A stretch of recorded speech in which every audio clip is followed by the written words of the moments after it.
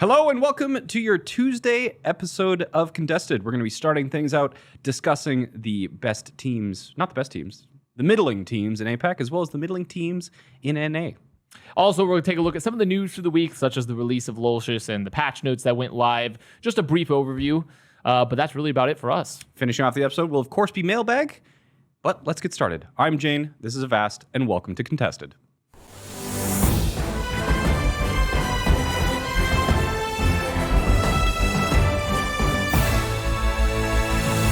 What are you laughing at, Avast? What is that dumb smirk on your face? You could tell that, since we didn't have... Also, by the way, we're live from the Frontier Communications Studio in Dallas, Texas. You could tell that we were just very off topic. Yeah, it was like 6 seconds. We weren't looking at the timer, but we honestly do need to get something where it's just us describing everything, us just talking about everything that comes to our mind. Because there's so many a myriad of topics that we go through in the pre-show. We just go all over the place. That's only like 5 or 10 minutes or whatever the pre-show is.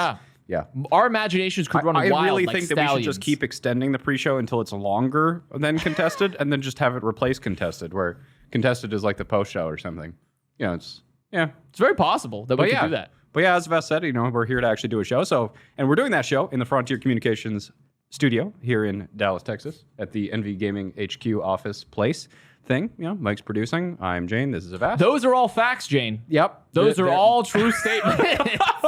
Each one of them was more true than the last. And, for this week, it's, of course, time for your favorite 60-second There is no recap. No, there is. Absolutely. Oh. So this Saturday, I woke up and, we had a nice brunch, and I'm pretty sure that the San Francisco Shock also... Well, let's play the graphic real quick. Yeah, can we get that graphic? Yeah, all right. Let's do the recap. And welcome to your 60-second recap, courtesy of Favor. This weekend, a very exciting game called Eat Food, Don't Die, Prepare for Playoffs. We, of course... didn't have early access? Yeah, that's this is early access game. But yeah, I had breakfast, and I assume the players in the league did. The Call of Duty guys played some stuff. That's probably what most of you were watching instead of the Overwatch League. Dallas Empire won the championships. And it was still a more exciting weekend than regular season games. Wouldn't you agree with that? That's why, that might be even the most true statement of all. Well, I'm really just hammering out these truths one after another. And that is your favorite 60-second recap. It was good. Yeah, it was good. I like that was my best one yet. I really like just the Falmer's Almanac version of the 60-second recap, where it's just this day in the life. Woke up today, had some breakfast, pretty good. It was not bad. Another day was alive. Slightly muggy. A high of 36. Just getting increasingly more mundane. It's just not even related to the game in any way. We didn't say what we were recapping from the weekend. It's not necessarily an Overwatch League recap. It's just a favor. It's the Favor 60-second recap. They're just delivering recaps, regardless of whether there's the Overwatch. It could be any topic. Any topic. You didn't specify in your order, sir. Just pick new subjects. We just got the cheap. It's like the Instacart. They just grabbed the cheapest thing on the shelf. An Overwatch League recap's too expensive. They saved you some money. Just got you old Joe's. The homeless guy under the bridge. Got his weekend recap. Ooh, yeah. Wow. This is going to be a great episode. Wow. This is going well so far, I have to say. It is going well so far. Well, I guess to start off with our actual sort of show-related topics to Overwatch. We do actually have things to talk about today, apparently. We do, and there's been some news, very minimal amount of news, but I think the biggest things are the experimental patch went live. Yes. It will not be in the playoffs or for the grand finals, because it would be a shame. Pretty much it would be a lack of integrity to change the meta so soon. But it went live with very minimal changes. It was probably one of the faster turnarounds for a big major patch, actually. So I thought that was interesting. Nothing that crazy though, because it's not really going to affect the league. And as we are moving into discussion about the postseason, we won't be touching too much on ranked, because this week we've got our episode today where we're going to be talking about the middling teams in both NA and APAC, and then tomorrow. Not Thursday, because the playoffs start on Thursday. So we're doing our second weekly episode for you tomorrow, also at 5 p.m. Central. So you get a twofer. I'm really sorry that I have to subject you to, back-to-back days of this show. I know that it's hard, but you're getting paid enough to just put up with it, all right? Just wait for the next. We're gonna do 2 60-second recaps. It's gonna be the 120-second recap on Wednesday. That's just more news. Well, I only covered Saturday. I'm gonna have to cover like Sunday. Oh, I'm just gonna let you know how my Sunday went because I only told you how my Saturday went. Really, we never even got to the point where I fell asleep on Saturday. So yeah, an episode tomorrow, Wednesday, September 2nd. We're in September already. Yeah, a month till Halloween. Also, someone in YouTube chat said, "But is it going to be in the playoffs?" They're behind. This is once again another platform that's very behind the current broadcast. It's like they're like it's like the difference was like the iPhone and Android users. Like that's the YouTube chat. There's one guy in the Elo Hell staff Discord where he's just like really busy working a lot, so.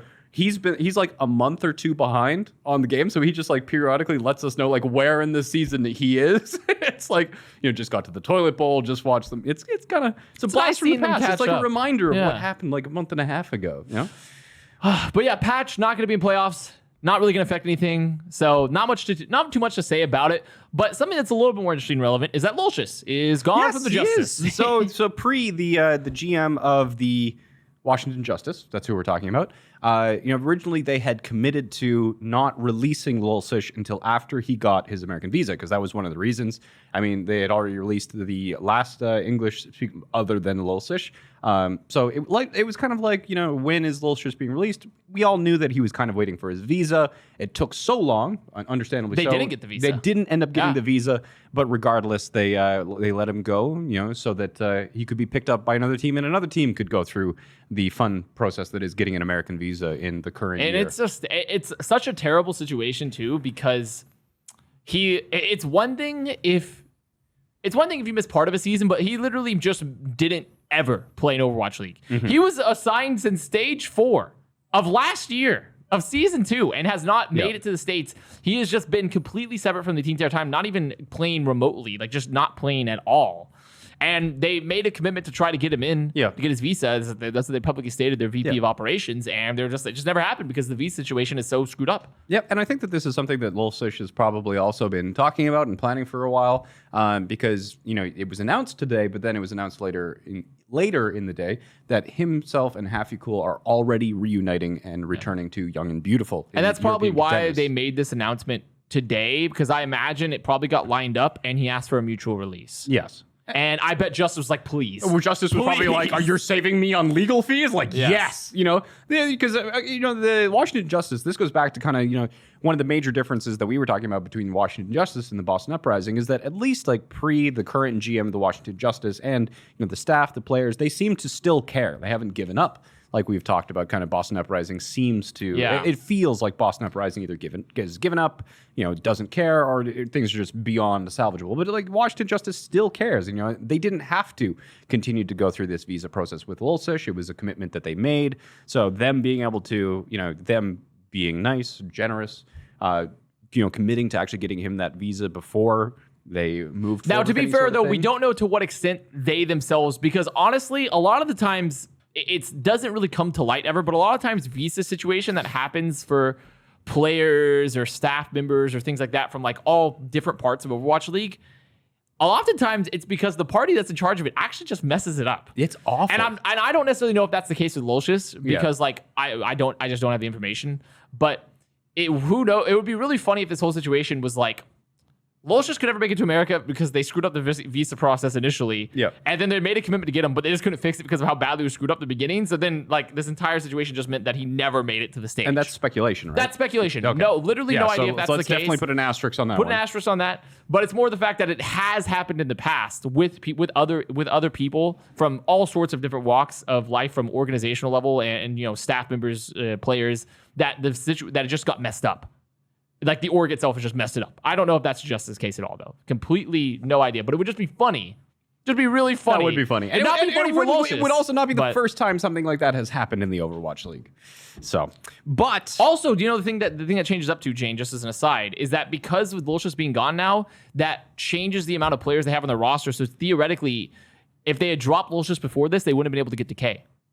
You know that? Wait, what? Walk me through this. So because there was a roster, you had to have a certain number of players on the roster. Yeah. So the thing is, with Lolshus gone, that means they have 1, 2, 3, 4, 5, 6, 7 players. Yeah. Under the league minimum of 8. The league minimum got changed with Boston, right? Isn't it now 7? No, I think it's 8 still, right? Chat, which I one believe of us it's is right? still 8. Wasn't the number changed to accommodate Boston? Oh, league minimum 7? Okay, I forgot they did change it. Nope, you're right. Damn. Boom. Well, that piece of juice, that was the driest juice of all time. It was sand. Yep. It was We just should have bet sand. on it. I could have got you in the rat suit Damn. again. Jayne won a vast negative 10,000. I don't know how you got negative 10,000. I don't know either. I don't know how that math works out. But so regardless, so Lolshus is gone. Never got to play. He's going to go play with Young and Beautiful.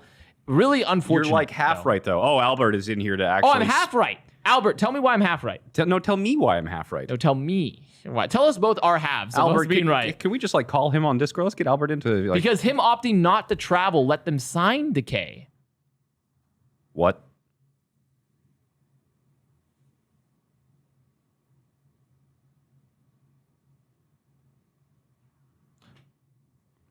Yes. Okay. I don't know how that works, but I'm just going to take your word for it, Albert. This seems like something that wasn't necessarily public. Seems like something that wasn't necessarily public. Well, moving on. Yeah. Yeah, let's go talk about APAC. You know, let's just get away from that topic. It was public. Let's just like get across because the ocean. I thought you could only sign someone. I don't know. if they had a Korean / The Chinese last visa. time that I looked at the actual Overwatch League regulations for Well, that's players, what I read was the new rules for playoffs that they could only sign if they had an active visa, right? But it was a twit longer. Okay, I didn't. That's the problem. We didn't read the twit longer. That's the problem here. Can we go across the ocean? Now we're done. We're done. All right, we're done with Lolshus. APAC region. We got 2 teams to discuss. It's 2 from APAC, and then we're going to discuss 4 from North America. But starting off, the Seoul Dynasty, I think, is who we're starting with. I'm ignoring chat right now because they're saying really stupid things that we covered, but I don't want to go over. I don't want to because then we'll get into it and we'll start arguing with chat. We can't do it. You can't argue with chat. I won't do you're it. always wrong. We're moving into never be the right. playoffs preview. We're moving into the playoff preview. We've been trying to move into the playoff preview for 20 minutes. I declare playoffs preview. I declare it. All right. And we're starting with APAC, like you said, Jayne. And we're also starting with Seoul Dynasty, like I also said. Yes, but it's the middling tier. It's the sediment tier. The sediment tier. Because they've settled. They've settled. They're not quite at the top, not quite at the bottom. The sediment tier. And so our middle for APAC begins with Seoul Dynasty. Yep. So, and this is an interesting team because it's Seoul Dynasty, and everyone has huge expectations for them. yeah, I feel like Seoul Dynasty are like the Dallas Fuel of APAC. Yeah. But they never They're really they just, popular teams with tons of expectations and lots of money, and they just like destroying the dreams of their fans. It has not gone well for them. No, it hasn't. I mean, it's not the worst season ever, but it's definitely not great. It's a tough region that they're in. But it's just another year for Seoul of having a lot of talent and not a lot of results. It's very similar for what we had, like Dynasty. They've still been swapping. One of the weirdest controversies that they keep on playing Marv 1 for like off tank. Oh, yeah. Or Marvel, I should say, is actual. I just call him Marv 1 because it's funny. Yeah. But Marvel, like, they've had their tank situation change so much. They really don't know how they wanted to play that. They've been swapping around their DPS lineup. They picked up Slime to once again continue the tradition of getting the main support to bench Toby, and Toby being like, actually, no, I'm the better main support. Yet again. Unbenchable. Yeah, and so Seoul is just another roster that just has not realized throughout the roster, we called them the coin flip team, where sometimes they showed up really strong, other times they just like forgot how to play Overwatch. And we were trying to think about like looking back, what were some of the reasons that could have caused Seoul to have really kind of gone so wrong, just in retrospect. And I think one of the things that we were talking about was last year, they were pretty much the only squad, not just from last year, but really in Overwatch League history, to pretty much have made the A-team, B-team format successful. Like they really had 2 teams where they didn't just have substitutes, they had full squads they would swap out, like 6-man rotations or 6-man, like a different 6-man squad playing. And that, of course, had quite a large roster. And then it's Chang Soon? No, it was KDG. Yeah, KDG, but who is the new head coach? New head coach is now Why am I blanking? because it's Changgun. Changgun. Yeah. Yeah, it was on the tip of my tongue. Yeah. But he's the new coach, but he's not going with the same kind of coaching structure that KDG set up with like the A-team and B-team stuff, but they still have a very large roster because of the contract agreements that were put in place in order to enable the A-team and B-team structure. So they have a ton of substitutes. And, whether that's kind of been one of the causes of tension, some people just being kind of burnt from being it's clear they don't know what to do with the roster. Yeah. Like, especially their tank line. And then the pickup of Slime, I don't think is inherently a bad move, but it's like just another, once again, Toby feast upon those that try to take his spot. Avast won, Jayne won. Yeah. So maybe we're keeping the tally. We're keeping the tally now. Oh, we're no. keeping the tally there. But definitely the player to watch out for this squad, I think, in terms of how they're building around, is Prophet, because he's absolutely. been the best performer. He's been the best season, performer for a long time. I mean, like he was league MVP in season 1, was he not? In season 1, yes. No, wait, no, because Jonak there was Jonak. But like there was no rookie of the year season 1. So so he like Jonak. went. I mean, he hit the. He was a candidate though. Yeah, he was a candidate, and he went absolutely crazy in the actual finals, a part of the championship squad. So like he was probably London's MVP at the very finals MVP. That's what it was. That's what it is. There's so many MVPs. There's so many different categories, but finals MVP. Thank you, chat.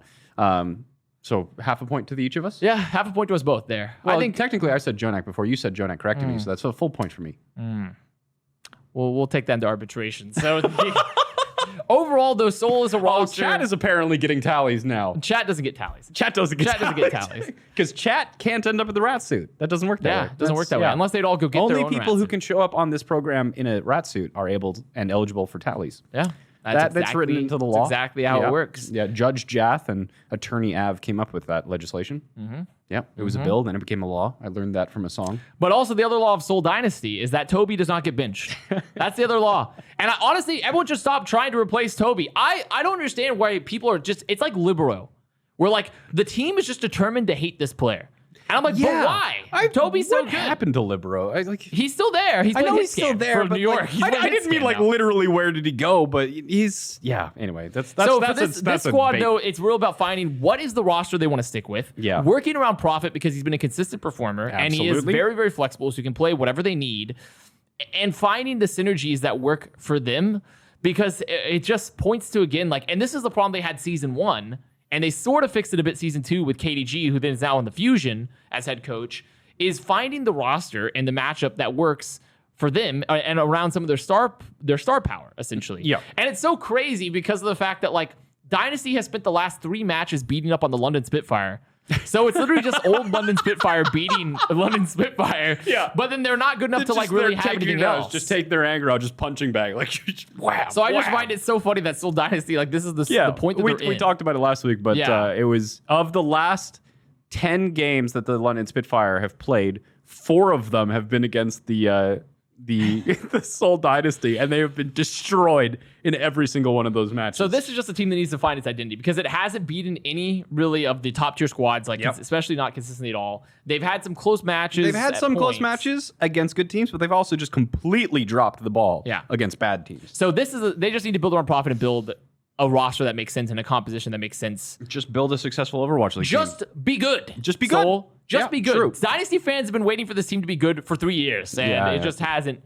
And people, I think it's worse though, because unlike Fuel in a way, Dynasty has no one has ever completely lost hope, but at point people have completely lost hope for Fuel. And so like, there's always been like a chance.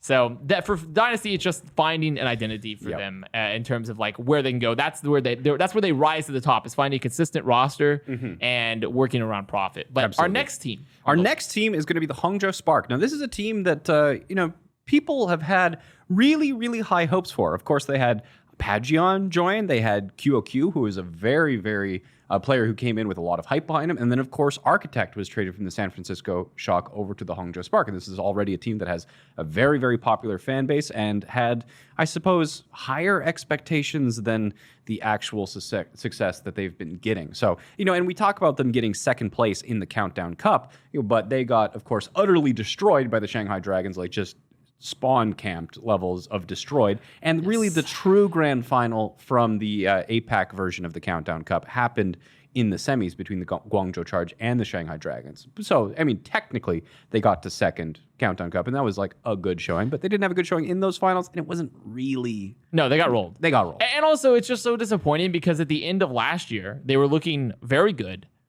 And this is another squad where they haven't...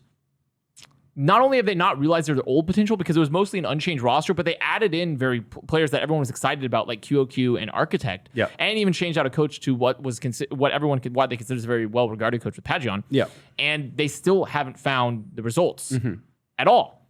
And it's weird because also they've been suffering, I would say, some of the same symptoms that of Seoul Dynasty disease with the Spark, because they've benched QOQ at times to play Assassin. They've benched Bebe to play Coldest, though the Coldest was everyone considered him to be potentially the best Chinese flex support. So there's some reasons for that. But it's just been weird seeing some of their moves on this roster. And it's been weird seeing their lack of synergy on top of that. Because they also had Rhea. And Rhea hasn't been playing that much either. And, Rhea, everyone was like, wow, Rhea's such a great off-tank last year. So they have like once again, just too many off-tanks in the kitchen for the Spark. Too many cooks. And just because chat won't shut up about it until I pointed out, yes, I was wrong. They did play New York in the New York, whatever. Just make sure chat sends another 100 messages about that one. Make sure to put that on the tally, though. Make sure to put that don't on the worry. tally. They gave themselves another point for that one. It's on the tally, though. But I think, though, for them moving forward, they have a much more central piece, though, a much better piece to work around, which is Gushue. Gushue on main tank. The guy is a phenomenon, but he's been absent. And like, he's always been like a phenom on Winston. Like, yes. That he has been kind of savant levels of insane on that hero. And then, of course, we've been primarily in a double shield meta where, he's been good. He's been serviceable, but he was always like superstar levels of good on Winston. So when you have, but the thing is, he's been kind of medium, very medium. Serviceable this year, serviceable, right? But that's what you don't want that out of Gushue. You don't want that out of Gushue. No, you want him to be like a main tank savant, like competing for best in the league. Like, this was a guy that was able to play like in some of the preseason for last year. They just put him on DPS for those fun games, and he still dominated on DPS because of how mechanically talented he was. But it's the one thing I'll give for Spark the advantage over Dynasty is that I would much rather have a very good main tank player in a Winston meta, and Winston's their hero to build around, than a DPS player, simply because Overwatch is a game built around your tanks and your supports much more. And the DPS are the finishing touches. They're the cherry on top. Because otherwise, if you don't have the cherry, then you're just like, oh, this is very plain. I don't enjoy this, whatever dessert it may be. I don't enjoy anything that doesn't have a cherry on top. But if you have tanks and supports, that's the crust. That's the filling. Okay? Yeah. And you bite in. What's that? Gushue. Hopefully not actually Gushue. But you see, that's the whole thing here, is that I feel like Spark have a much better backbone to build around because they have like 4 off tanks, technically 3, and they have a great main tank, a phenomenal main tank. And they have a solid DPS and support lineup.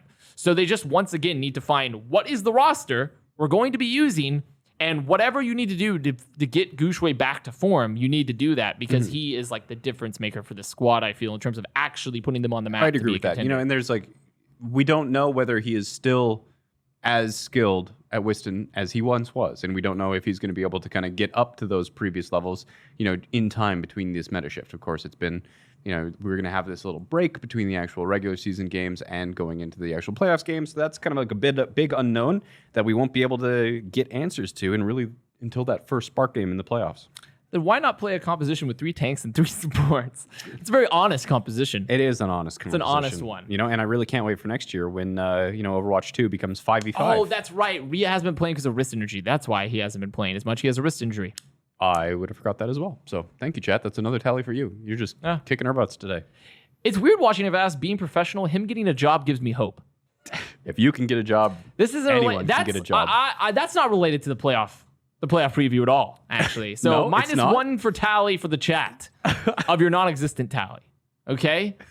I'm watching you, chat. I'm watching you. Well, I guess we should move to an A. We should return across the ocean back to the land which we had abandoned. So who are we starting with on the NA side of things? I know.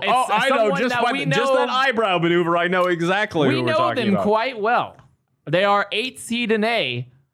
My name is Dallas Fuel. Sorry, who? My name. I've never heard of them. Dallas Fuel? Yeah. Well, see, we're wearing red blazers today, not blue ones. Well, see, the Dallas Fuel are a North American Overwatch team. Oh. And are they the ones who popularized the C9? No. No? No. Okay. They were not that. They were what popularized losing. So they were harsh. You're not allowed to clip that, chat. This is that's not even fair. Honestly, we give them so much crap. See, who was that guy saying that he was so proud of Avast for having a job? Well, we fixed that problem. We were, we've been so mean to Fuel, but like legitimately, when you look at like the season, Fuel's 8th seed at the end of all this. Now, I don't know if that's more, if that's really a plus for the Fuel or more of just an indictment of how bad all the other and of teams course, are it's below like them. 8th seed of 13. Yes, 8th seed of 13. Not of 20. It's like they're not top half. But the way people would be talking about them, you would think there would be like Boston. I mean, you like know? Fuel. This is it was always such a moment for me when I was actually coaching the Fuel. I just remember there was this thread. There had been another thread. It's kind of like, it was who do you cheer for and why? And then based off of that, somebody the next day posted like, who do you cheer against and why? And like every single answer in that thread was like Fuel. Like, so it's like, it's just a team that people love to hate. And then it had like really early on big expectations, big names. And it never even like, we're talking about an original squad pre-Overwatch League, the Envy squad that was like dominated, the only Western team to win in Korea. So not only did it have that history, it had all the people kind of bandwagon it, West's hope for Overwatch League dominance, and it had all these expectations, and it's pretty consistently disappointed for 3 seasons. It's just funny to meme them, honestly. If we distill it, it's just funny to meme Dallas. And that's why I think it's fun. They've popularized losing simply because everyone's like, oh man, Dallas lost, but I still love watching them and then hating them at the same time. Yeah. But Dallas, the team is not nearly the same as it was. No, so they've released Decay, and Onigod is still in Norway. Not say yes. So we got the nod. Is not here. Yeah, Onigod is not here, so they'll be going into playoffs. Of course, playing with their hitscan player still on 200 ping, and then they released Arrow, released Tickety, Decay left, which was a big one, and then Yong is the interim head coach. And I think you were pointed it out that there was an article in the Dallas Morning News where they were interviewing Yong about like what he thinks the team did well against the Paris Eternal. Oh yeah, I'll just let you tell this. It was just like we didn't do anything well. Yeah, that was like what Yong said. That was the gist. That pretty much was actually word for word. Yeah, so Yong interviewed with Sean Collins from the Dallas Morning News, and like Yong has a different approach, different mentality, and he's obviously taking things into his own hand and kind of has a different coaching approach than Arrow did. And it's a very Korean. It's a very Korean is the thing. Culture. So, and it was like he very clearly said that he didn't think that the Dallas Fuel did anything good against the Paris Eternal, which if you're a Dallas Fuel fan could be a good sign because Yong, his position is not secure. His title is still interim head coach, and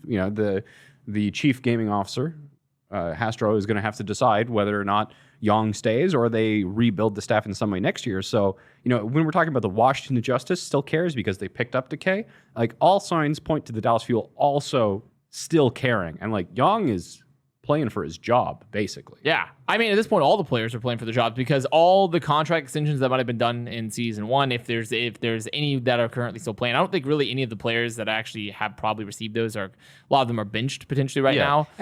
But everyone, I think at this squad, when I look at Fuel, they're playing for remaining, for surviving, to see like, is this a who roster gets to that we can survive the rebuild, right? Is this a roster? Because as soon as the people who are sitting on the bench, as soon as those contracts are up and freed up, then that's going to be a lot of salary opened up for the Dallas Fuel to put towards whatever way they think is best for the rebuild. Like, it's very clear that the Dallas Fuel rebuild is, not over. It's barely having gotten started. So, there's a lot to do, but there is some hope. There's some bright spots.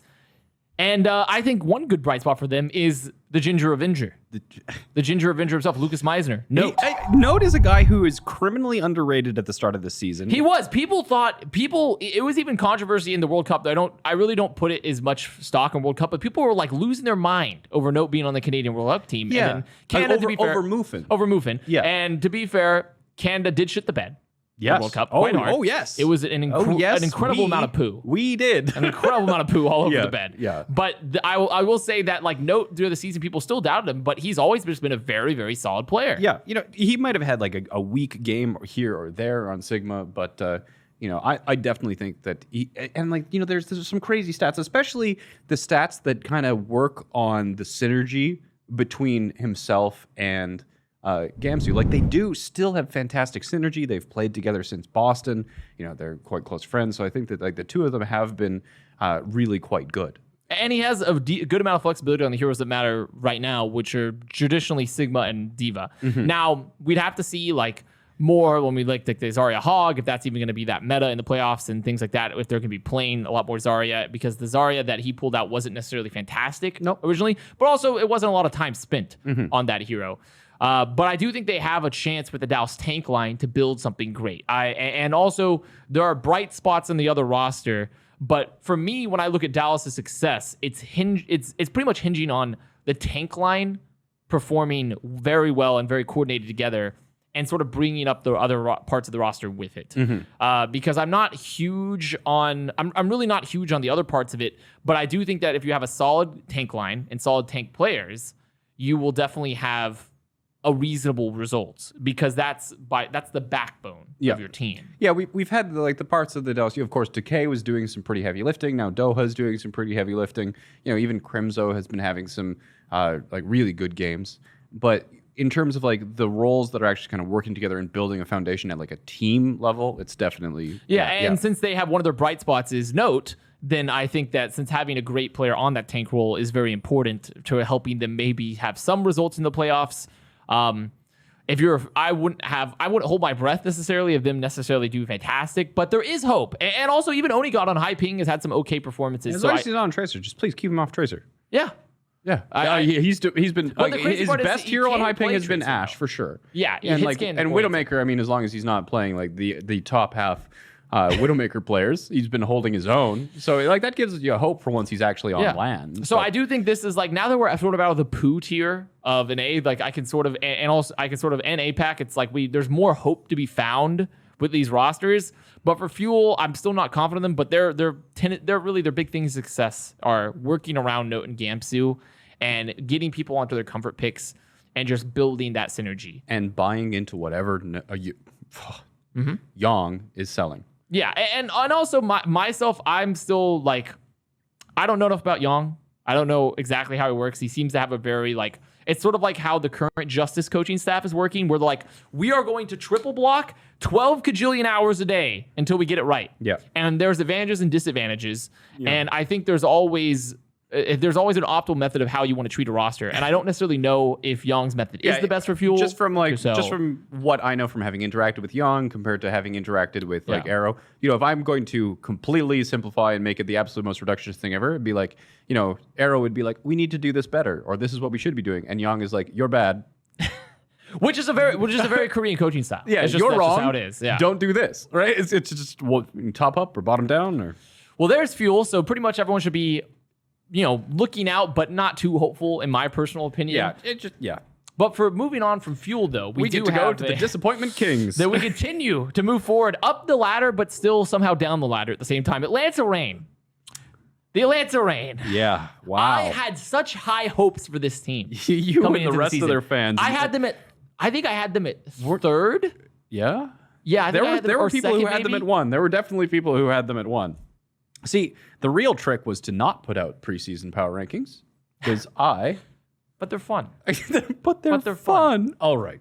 Tell me about the Atlanta Reign. How has their season gone, and how do they look going into the playoffs? Disappointing. Because the thing is that once again, I didn't have any expectations for teams like Fuel or stuff like that. I was okay, we'll see. But Reign, I had really high expectations, and they were coming from a tank lineup that I loved in contenders with Gator and Hawk. Yep. They had some of the most sought-after DPS players with Edison. They managed to grab Sharp. They still had Erster on the roster, and they had Masa, who's been fantastic in the previous years, and they brought back Kodak again, who I thought was pretty good, and they kept Dogman, who people were pretty mixed about, myself included. But overall, all things considered, and seeing how, and they also still had Baby at the beginning of the year. Yeah. And seeing how all that worked out, and seeing where they were at the end of last year, it was huge. But in this year, not huge, very small. Yeah, so, and I think one of the interesting things is that they, coming into this season of the Overwatch League, they had 4 really, really solid DPS players, and I think most people would have ranked Baby Bay probably at the 3rd or 4th best. It was surprising how well Baby Bay continued to perform while essentially being relegated for large parts of the season and coming in to only play certain maps and certain heroes,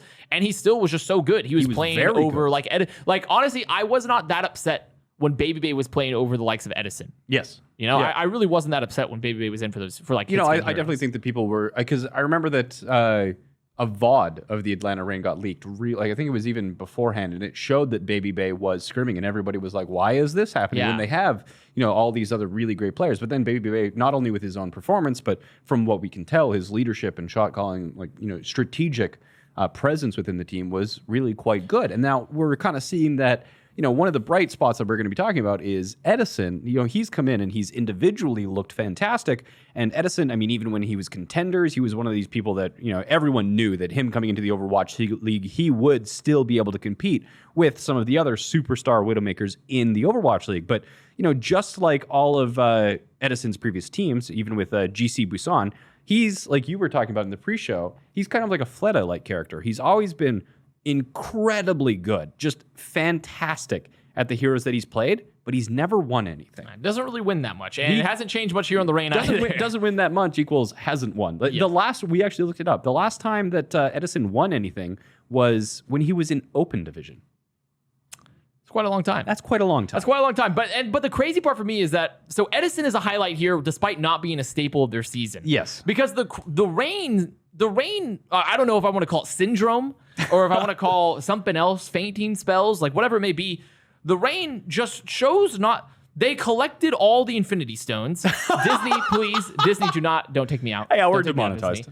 Don't send the orbital strike. And so they got all these great players, and they're just like. It's like the Toy Story meme. It's like, I'm done with you. And they just like I don't want to play with you anymore. Like, why did we have Edison? And why do we have Erster? And why did we get Sharp? Why did we get all these players? I forgot Sharp existed. And just didn't play them. Yeah. Ever. For such a long time. And then when they did play them, they would play them with like weird hero choices. They turned Erster into a silly hero specialist. They were only played like May or Junk. And they would put like their great hitscan players onto like Reaper only. They wouldn't play what was seemingly meta. They would just rush. It was just mind-boggling to see the decisions with how much flexibility that they had. And so I wasn't very big into that. But now they started playing Edison towards the end of the season, and Edison has looked great. Edison has looked fantastic. He's looked great when like he plays he always Widow, has. When he plays Hitscan, when he plays the heroes that are good for Edison. It's like, I just don't know why this is like, what was going on here. And like, where is Erster? Why, if we're going to play some projectile heroes too alongside this, we should bring in Erster, who was an MVP candidate. Last year, Erster is so good. So good. And every time he plays, he's so good. Like, if honestly, if they just fix their DPS lineup, the team immediately becomes better. Like, immediately. Almost immediately. Like, I still wouldn't put them as necessarily a top-tier contender at this point, seeing how their synergy has worked out. And also, Dogman has been hit or miss. They brought in Iris, and Iris is really not adjusting well to the ping. No. He's looked much worse than Dogman, honestly, when he's played. So I do think that this is like a roster that if they just stabilize these incredible talents they have on their DPS lineup, they can find a lot more success. And that's, for me, their vision is just play Edison and Erster. Just play them. And then maybe, hey, hell, we even work in a Sharp maybe. Like, I don't know. But like, just please play Edison and Erster and play them on the heroes that make sense for the squad. Just, that's it. Yeah. That's it. I think you covered it. It's my solution. All right. Moving on to the next team on our list is the... Los Angeles Valiant. I was going to try and make some joke about the next two teams on our list who have been in a feud recently. It's the Los Angeles Valiant and then the Los Angeles They've been Gladiators. bumping shoulders. They've been bumping shoulders. Yeah, shoulder checking one another. Yeah. So. The Iron Shoulder versus the I don't even know what the Iron Shoulder versus the Iron Budget. I don't know. Like, it's one of the two. One of the two for the Valiant versus the Gladiators. But the Valiant here, this is a roster that was predicted to be dead last or almost dead last on every power Couldn't even make it in contenders. I don't know if I put them dead last, but I put them towards the bottom, honestly. Yep. And Packington, colloquially known as Packing 10 inches for some people, important to make sure that we point that out. Yeah, that's just a saying that people say on the streets. This roster has overperformed expectations and done incredibly well with what people viewed initially as terrible talent. Yes. Talent that was not very good. And have finished with a now, I think their current standing, 6th, I believe, overall. So it's very, very big for the Valiant to be at the position they're at. And Valiant fans should feel I should feel relatively confident, in my opinion. Like, they've shown that their tank line is solid. Dreamer and McGravy have been very consistent when they're on their game. Their support line has been great, especially when you're able to put Rain onto like the Lucio. But Lastro on the Ana, and it's looking like Ana is going to be very meta, and Lastro is single-handedly turned fight. KSP is a nut. Yes. A literal nut that has been cracked open. His British shell has been removed, and the nutty British lad has come on out. And then they've sort of been rotating their other DPS because I think has been playing with like KSF. They've been And playing Shaxx. with Shaxx. I mean, yeah. And Shaxx. Shaxx is a force of nature in and of himself. Yeah. I think so. That's the win conditions for this squad, in my opinion, are they have a very good all-around roster. They have good star players, and they've proven that they have a coach that can get results out of not very much. Mm-hmm. So I would feel confident if I'm a Valiant fan. The biggest thing for them, once again, is determining their DPS lineup, because they've had far more success playing KSB and Shaxx on average. Yes. And in addition, making sure that they find compositions that work well for them, because they've pioneered like the Ashe, but they've also made some terrible choices with terms of like, when they put McGravy in Sigma sort of situations and it really hurt them. So, and then also they've had some booming issues with Lastro, the mental boom as it's referred to. So you don't want to have any sort of unfortunate things like that happen before playoffs. So, and all of that I think comes down to like load management and proper practice, like not going too hard. Yeah, and I think that one of the things that does really lean towards the Valiant's favor is the fact that they have throughout the year been kind of one of the teams that has been the earliest innovators, including that famous Ashe composition that they were the first ones to pull out. So maybe they can, in the middle of a meta shift as we're going into the playoffs, be again the first team to really find and get that head start on mastering the new composition. And then additionally, I think that, as we move into a meta that's probably a little bit more removed from that double shield, I think that it is an opportunity to try and give Shaxx another shot. So recently they have been playing KSF and KSP, but I think finding a way that they can really use Shaxx would be another thing to just give them to be fair, and I feel like that's actually a good point too, is they have been using KSF and they've been finding reasonable success with this reasonable Sombra. Success. It's not been but it actually has been pretty okay. It's gotten better too. So, and KSF does have the added benefit of he can be a projectile player, while Shaxx traditionally isn't, though he can play some. So I do actually think that they have a lot of options. They have a lot of tools, and they've shown success across a wide variety of metas now. Mm-hmm. So I'm actually very interested to see how Valiant progresses. Of all the middling teams, I tend to favor this squad the most, simply because I feel like they have the most capability of just having a crazy pop-off while also a very solid central structure. Mm-hmm. And for me, that's very important once you get to the top level. You can sort of outgun your way to the middle, but once you start hitting the middle and you want to break into the top, it's a lot more about how coordinated are you. And Valiant have that foundation, I think, with Packing 10 and their coaching staff, and just how they've been relatively consistent to get there. My particular view. I think the team, the next team that we're going to be talking about, Los Angeles Gladiators, is the team of the middling squads that, despite recent events, I suppose, would be the team that I do think has still the opportunity for the best amount of success. So you're going with the Gladiators as the middling squad with the most success. So I think that the Valiant have kind of been, they have overperformed expectations. They've been doing rather well, but even the things that we're kind of talking about in terms of what the Valiant can do to improve or have their best chance going into the playoff, I don't really see them as having that much higher of a ceiling than they're already at. I feel like they're pretty much performing to their potential, to their expectations. Now, the Gladiators themselves, I think, is the opposite of that. They've been performing definitely under expectations, not just recently, but throughout pretty much the entire year. They're not flip-floppy like the Seoul Dynasty is, but, when you have, the fabled tank line of OG and Are you just a space simp? I mean, is that what it is? Absolutely. Just a space simp? Yeah. Dallas Fuel tried really hard to get space. Call me an astronomer, because I'd be simping space. Oh my God. But, it's like, this was, OG and Space always duoed together. They were really good players individually. And like, this was a tank line. This was the tank line that was promised. And then, you're having the tank line instead having to be carried by their DPS line, especially Birdring.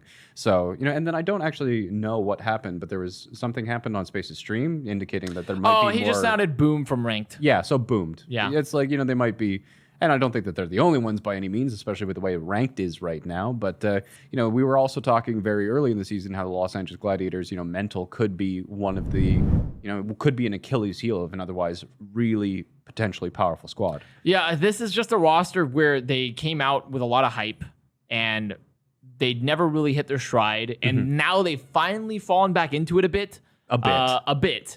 Yeah, and I think they're getting to that point. And the thing is, the Gladiators' legacy is always the legacy of success. It's just never winning.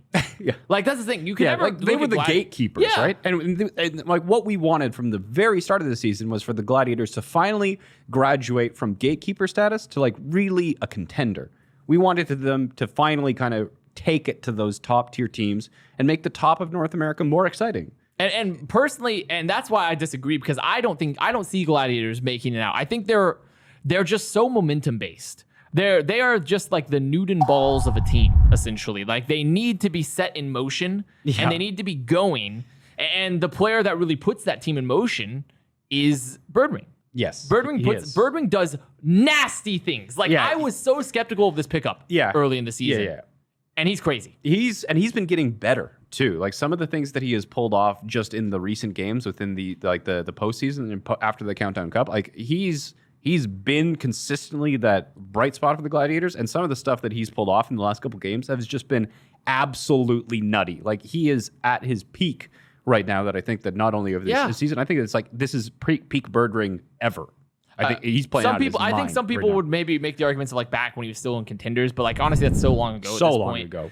And season 1, people are like, well, he wasn't that bad. Like he was fine. It's like, yeah, but he was definitely overshadowed by Profit for sure and Gesture and things. So like, it wasn't that he was bad in season 1 either. It's just this is the year where he is the star for his team, and he's making things happen. And I mean, like he's looking better than he did on the London Spitfire in season 1, but now he's doing that with a much worse squad backing him up, and that's just even more impressive. Yeah, but I just can't see this squad ever, because they're another team that suffers from just weird roster decisions too, where they've been putting in Mirror for Goose all the time.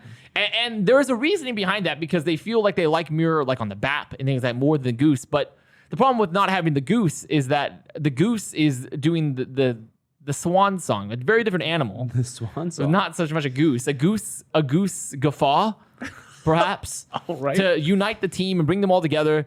And he's definitely a very important part of their comm structure. Most of the maps they win have been with Goose, not with Mirror.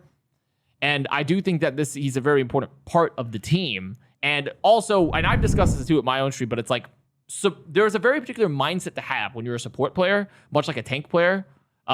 And it's very hard to move players across those roles, especially DPS players. Very hard. Like you just have to have a very particular mindset in how you play and like an understanding of the role. And it's why it was so impressive, like when Hydration made the swap to main tank, because it's so different than than DPS works. And we see some of those issues when we've seen Mirror play BAP and support for this team. Now he did finally win his first map as Baptiste. This like the past week, not past week, the week before. So that's important.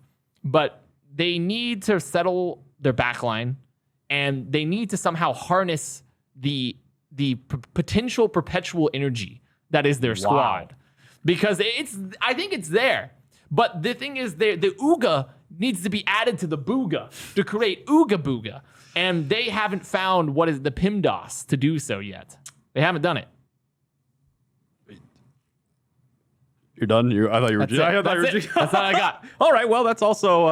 But I'm gonna though commit to putting them. I don't think they're gonna finish above Valiant. See, I was waiting. And that's it. I don't think they're gonna finish above Valiant though. That's it. I think Valiant will do better than them. All right. Yeah. No, I'm not doing a Ratsu bet on that. That is way too volatile to bet a Ratsuit on that one. But just while we're thinking about it, tomorrow again, I will say this for the 9 millionth time, but tomorrow we're having another episode. So playoffs actually start on Thursday.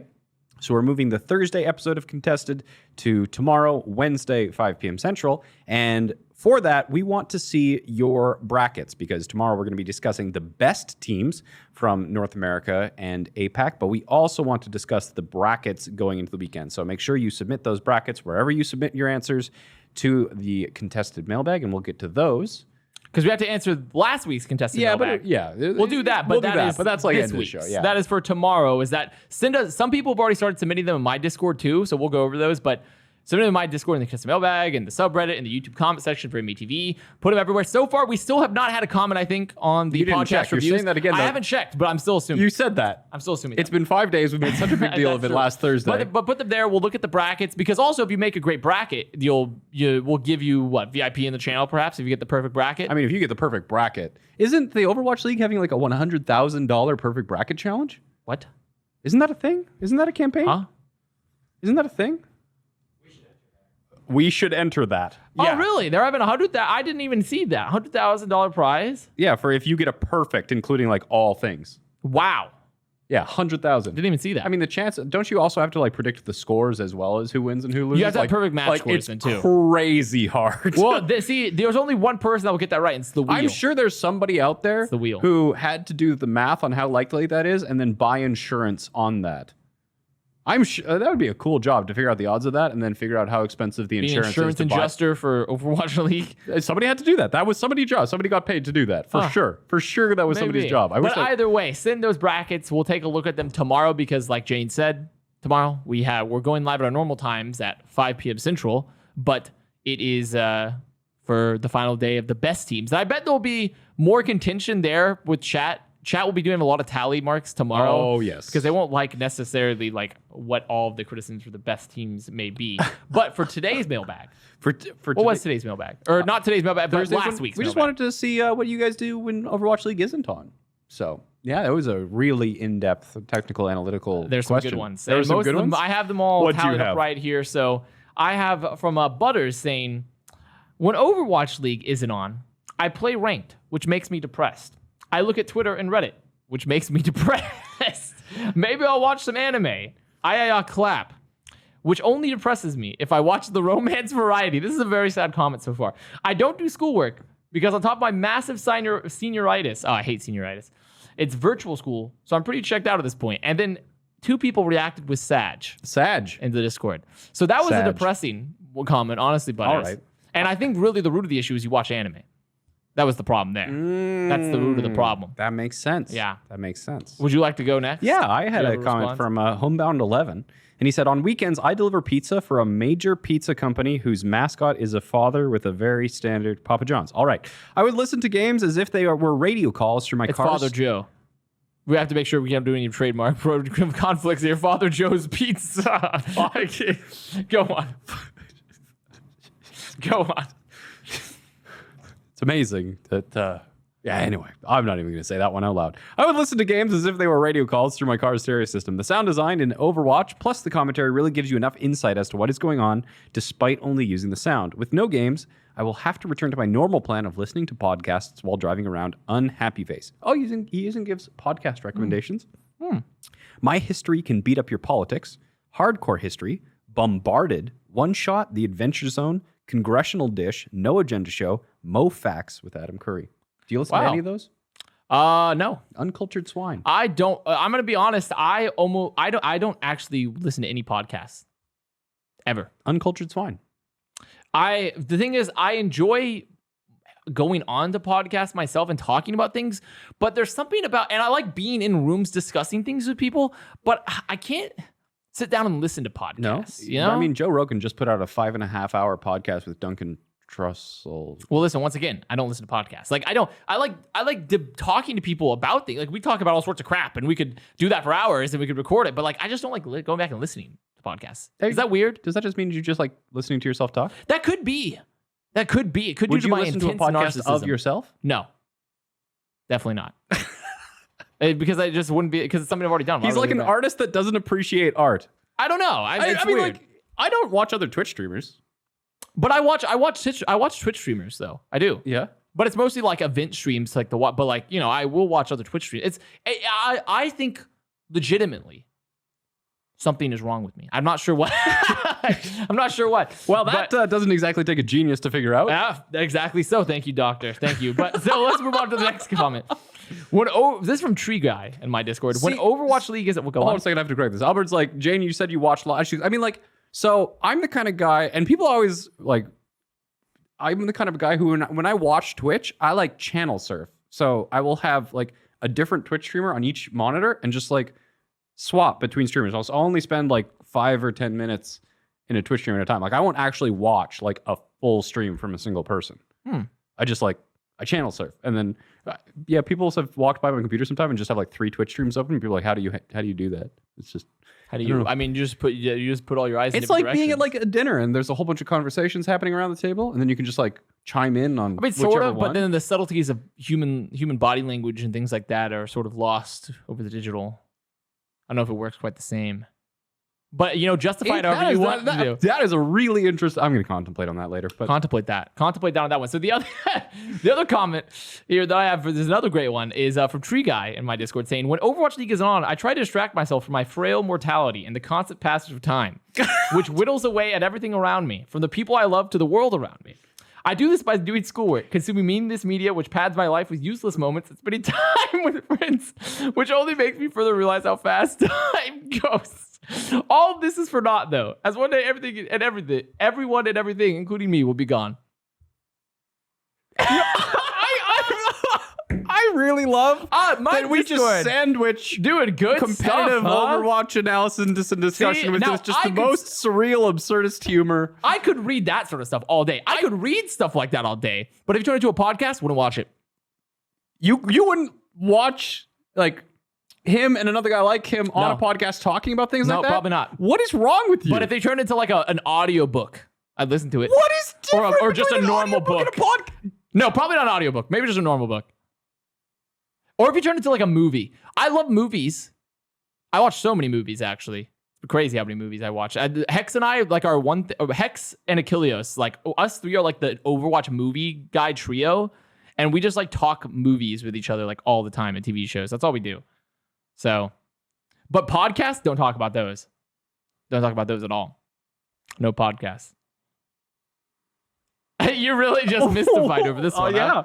I mean, I saw Tenet yesterday. It was great, but Oh, really? You saw it? Yeah. I didn't realize it was in theaters. I mean, like, here it was yet. a My Nolan, brother it was a went and saw Christopher it, too. Nolan movie. If you like Christopher Nolan, Yeah, you'll like Tenet. If you I don't, just didn't know it was in theaters here yet, though. yeah, it was. Oh, wow. Alamo. It was really Did you like fun. it? Yeah. We're doing that thing again where we just talk. We are. We're veering off path. Well, Tree Guy, here's what I'm going to say to both Tree Guy and to Butters, who responded to the mailbag. Entropy is undefeatable and is coming for us all. But also good comments, good responses. We should really have a post show. Yeah, have a post show. Well, don't worry. There'll be if you like that kind of thing, we'll be back with the pre-show tomorrow before the actual show, Wednesday, 5 p.m. Central. Oh, we found another Twitter viewer. Team SBTW. Another one just wandered in.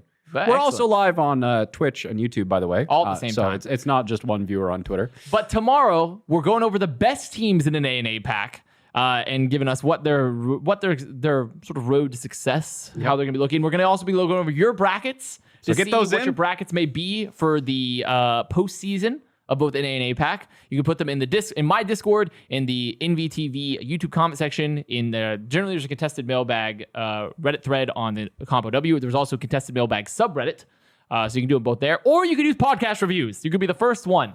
We won't check to see if you submitted one, but you could do it. You could still do it. You could scream still into the do it. void, which is very much a theme of the commenters so far today. Has been screaming into the void. It's been that. How do we still have Well, jobs? any closing remarks? Yeah, no. No? I'm Jayne. This is Avast. Thanks for watching Contested. See you tomorrow.